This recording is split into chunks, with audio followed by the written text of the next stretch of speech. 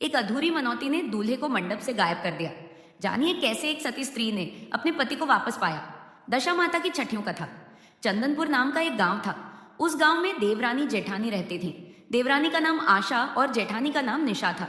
दोनों निसंतान थी और मेहनत मजदूरी करके जीवन बिताती थी। वे पूजा पाठ नहीं करती थी। एक दिन गांव में दशहरानी व्रत होने के कारण किसी ने उन्हें आग नहीं दी। तब उन्होंने भी उसी दिन व्रत रखने का निश्चय किया। शाम को पड़ोसन से उन्हें दशहरानी व्रत का महत्व पता चला कि सच्ची मनोकामना से किया गया व्रत फल देता है। तब दोनों ने गंडा लेकर मनौती मानी कि यदि उन्हें संतान होगी तो वे सुहागिनों को भोजन कराएंगे। दशहरानी की कृपा से दोनों गर्भवती हुई और समय आने पर दोनों को पुत्र प्राप्त हुए। समय बीतता गया। देवरानी आशा बार बार जेठानी निशा को मनौती पूरी करने के लिए कहती रही, लेकिन निशा हर बार किसी न किसी बहाने से टालती रही। कभी अन्नप्राशन, कभी मुंडन, कभी सगाई और अंत में शादी तक टालती रही। अंततः आशा ने मंडप के दिन ही अपनी मनौती पूरी कर ली, लेकिन निशा फिर भी टाल गई। जब दोनों बेटों की शादी हुई तो आशा के बेटे का विवाह अच्छे से हो गया, लेकिन निशा के बेटे को विवाह के बीच ही दशहरानी ने गायब कर दिया। दूल्हे के अचानक लापता हो जाने से सब परेशान हो गए और बारात बिना दूल्हे के लौट आई। लड़की अर्धब्याही रह गई।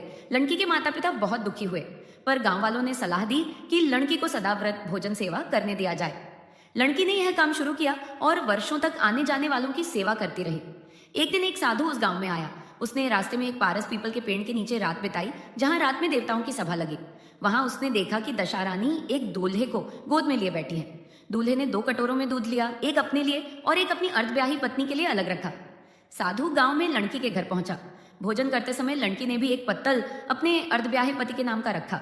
साधु को आश्चर्य हुआ और उसने सारी बात बता दी। यह सुनकर लड़की ने साधु से उसे उस स्थान पर ले चलने की प्रार्थना की। बहुत समझाने के बाद भी जब वह नहीं मानी तो साधु उसे पारस पीपल के पास ले गया। रात में वहां फिर से देवसभा लगी।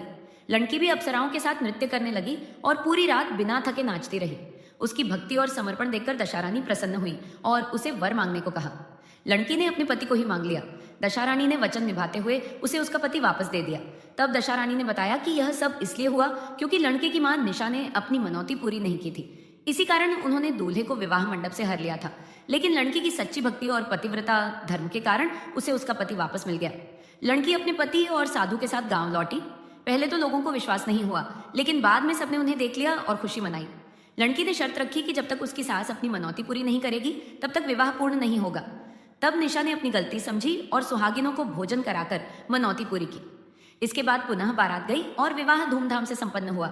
बाद में निशा ने फिर से सुहागिनों को न्योता देकर भोज कराया। इसी घटना के बाद से विवाह के समय सुहागिनों को न्योता देने की परंपरा शुरू हुई।